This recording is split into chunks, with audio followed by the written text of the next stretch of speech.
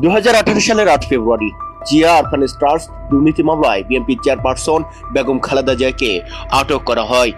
দুর্নীতি মামলায় 2,10,00,000 টাকা আত্মসাতের দায়ে তার 5 বছরের সশ্রম কারাদণ্ড হয়। এরপর থেকে দীর্ঘদিন কারাগারে বন্দী ছিলেন বেগম জিয়া।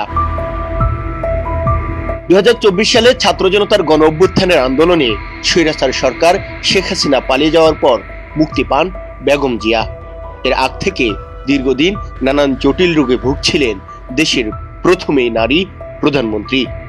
বিগত শেখ হাসিনা সরকারের কাছে 18-12 অধিক বিদেশে চিকিৎসার জন্য আবেদন করা হলেও তা নাকচ করে দেওয়া হয়েছিল।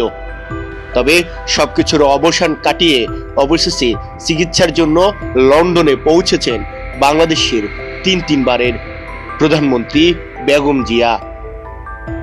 তবে তার চিকিৎসার জন্য বিদেশ যাত্রা নিয়ে শুরু হয়েছে জনমনে নানান প্রশ্ন। অনেকে বলছেন খালেদা জিয়া আর কখনো ফিরবেন না, বাংলাদেশ থেকে এটি তার শেষ যাত্রা। 24-এর গণ অভ্যুত্থানে দীর্ঘ সময় পেরিয়ে গেলেও খালেদা জিয়াকে কেন চিকিৎসার জন্য বিদেশে পাঠানো হয়নি?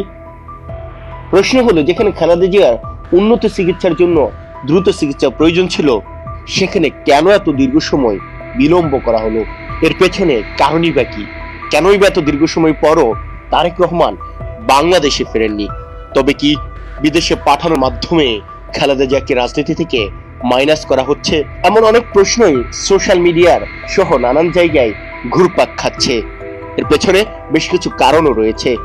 একই সূত্রে জানা যায়, বিএনপির মহাসচিব মির্জা ফখরুল ইসলাম আলমগীর সহ বিএনপির বেশ কয়েকজন শীর্ষ নেতাকে পছন্দ করেন না তারেক রহমান। তারা তাই আগামীতে প্রধানমন্ত্রী হিসাবে বেগম খালেদা জিয়াকেই চান।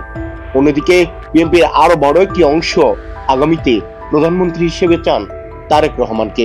এ নিয়ে বিএনপির দুপক্ষের মধ্যে একটি অন্তর দ্বন্দ্বের গঞ্জন শোনা যাচ্ছে। সব মিলিয়ে অনেকে মনে করছেন খালেদা জিয়াকে বাংলাদেশের রাজনীতি থেকে মাইনাস করা হচ্ছে। অন্যদিকে খালেদা জিয়াকে বিদেশ পাঠিয়ে নতুন করে বর্তমান অন্তর্বর্তীকালীন সরকার অন্যান্য রাজনৈতিক দলগুলোকে নিয়ে একটি জাতীয় সরকার গঠন করার সম্ভাবনা রয়েছে বলে জানিয়েছে একটি সূত্র। এতে বিএনপির কিছু সংখ্যক নেতাকর্মী রাজি থাকলেও বিশাল একটি অংশ রাজি নয়। তবে অন্তর্বর্তীকালীন সরকারকে তাদের সময় আরো দীর্ঘ করতে যাচ্ছে কিনা সেটি এখন দেখার বিষয়। এছাড়া বিএনপির দুপক্ষের মধ্যে যে একটি দ্বন্দ্ব রয়েছে, অর্থাৎ তাদের আগামী দিনে কে প্রধানমন্ত্রী হবে সেটি নিয়ে এখনো খোলাসা করা যায়নি। বিস্তারিত আরো প্রতিবেদনের মাধ্যমে জানতে চোখ রাখুন মুক্ত সংবাদে।